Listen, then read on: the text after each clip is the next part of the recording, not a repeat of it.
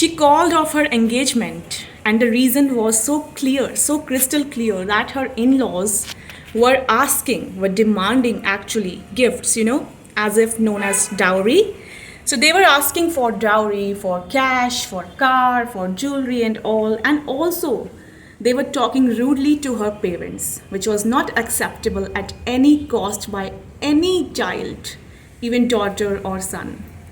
So she decided to step backward. She took her step back. She called off her engagement. आज भी जब India जैसे देश में सगाई तोड़ना एक बहुत बड़ा टैबू है लड़कियों के लिए, जबकि उनके पेरेंट्स भी उनको सपोर्ट नहीं करते हैं, तो इन्होंने अपनी एंगेजमेंट तोड़ी। एंड उसके लिए आप सोच सकते हो कि किस मेंटल प्रेशर से एक लड़की निकलती है, गो थ्रू करती है, राइट। तो ये डिसीजन लेना, क्योंकि उनके पेरेंट्स का सपोर्ट उनके साथ था, उनको अपनी सेल्फ रिस्पेक्ट का एहसास था, उनको अपने पेरेंट्स की रिस्पेक्ट का एहसास था, और उन्हें पता था कि वो जो डिमांड कर रहे हैं वो गलत है। यहाँ तक कि उन्होंने ये भी बोला कि आपको एक एग्रीमेंट साइन करना होगा। लड़की से ये बोला गया कि you have to sign a agreement, कि हमने कुछ नहीं मांगा, आपके पेरेंट्स ने जो दिया है अपनी इच्छा से दिया है। तो ये सारी चीज़ें उनको पता चला कि ये तो टोटली एक बहुत बड़ा रेड फ्लैग है, और उन्होंने एक बहुत ही अच्छा डिसीजन और स्टेप लिया कि उन्होंने सगाई ही तोड़ दी। उन्होंने परवाह नहीं करी कि लोग क्या कहेंगे, लोग क्या ही हंसी उड़ाएंगे, मजाक उड़ाएंगे कि इसकी तो सगाई हो गई थी, क्या हुआ, शादी नहीं हुई, ज़रूर लड़की में ही कोई कमी होगी। क्योंकि आज भी हमारी इंडियन सोसाइटी में कुछ भी गलत हो तो लड़की की गलती है, लड़के का कोई कसूर नहीं है, लड़की में ही कोई कमी होगी।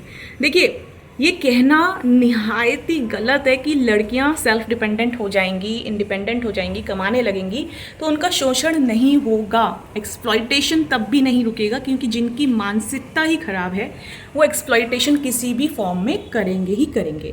अगर लड़की की इनकम है तो वो उसकी इनकम ले लेंगे, उसको मेंटली टॉर्चर करेंगे, उसको एब्यूजिव वर्ड्स बोलेंगे। और लड़कियां चाहती हैं कि शादी बनी रहे, पेरेंट्स भी यही चाहते हैं कि शादी बची रहे, किसी भी तरह से बच्चा जो है उसको मैनेज कर ले, हो सकता है चीज़ें आगे जाके ठीक हो जाएं। ऐसा ही ज़्यादातर पेरेंट्स, भारत में तो यही सोच है, 99% पेरेंट्स, बेटा सब सही हो जाएगा, हम देंगे, गाड़ी मांगे हम देंगे, ठीक है, कैश मांगा है हम देंगे, हम सब देने को तैयार हैं। हम क्या करते हैं, हम शेर के मुंह में खून लगा रहे हैं कि आदत डाल रहे हैं कि हाँ भाई इसकी बेटी को परेशान करो, तुरंत ही तो बस प्रेशर पॉइंट दबाना है, और जैसे ही आप पॉइंट दबाओगे पैसे आ जाएंगे, ज्वेलरी आ जाएगी, गाड़ी आ जाएगी, सब कुछ आ जाएगा। तो ये जो इन्होंने स्टेप लिया ये बहुत ही अप्रिशिएटिव है, and that's why I am making this video, specially tagging हर।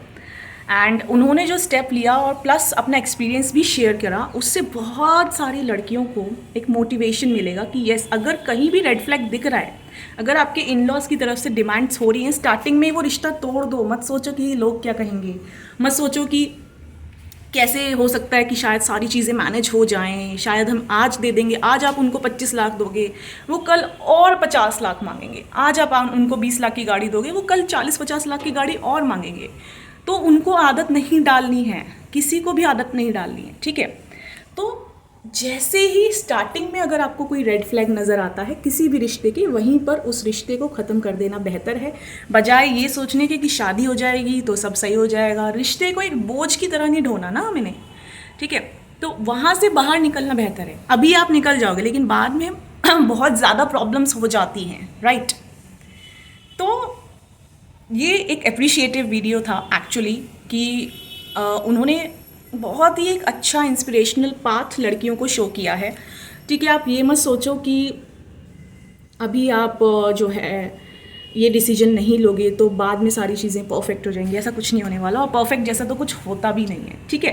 क्योंकि आप कितना भी कर लो, अगर किसी की मेंटालिटी ही खराब है तो वो आपको वो प्यार, वो मान, वो सम्मान अपने घर में ले जाने के बाद नहीं दे सकते जो एक्चुअली में आप डिज़र्व करती हो, ठीक है। आजकल तो ये लगा लो जो इतने इतने पैसे कमा रही हैं लड़कियां, उनकी भी रिस्पेक्ट नहीं है यार, आप सोचो।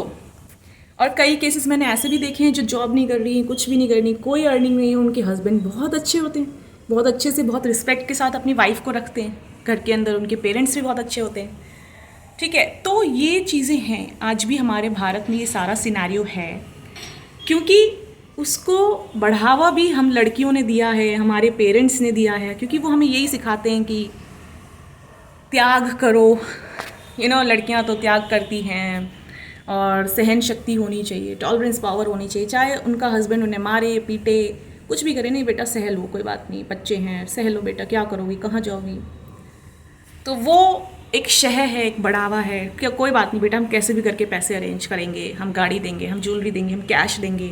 उनकी डिमांड्स तो कभी रुकने ही नहीं वाली ना। फिर वही होता है कि जला के मार देते हैं, सुसाइड करने के लिए प्रवोक कर देते हैं लड़कियों को।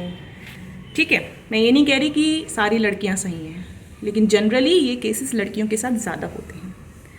ठीक है, तो यहाँ पे मैंने सिर्फ गर्ल्स की बात की है, and this is just a appreciative video for hey Naina, and thanks for sharing your experience कि हम भी अगर इन फ्यूचर इफ़ रिक्वायर्ड तो ये स्टेप लेना कितना ज़रूरी है, ये यहाँ से पता चलता है। Thank you so much, bye bye, take care friends, have a good day.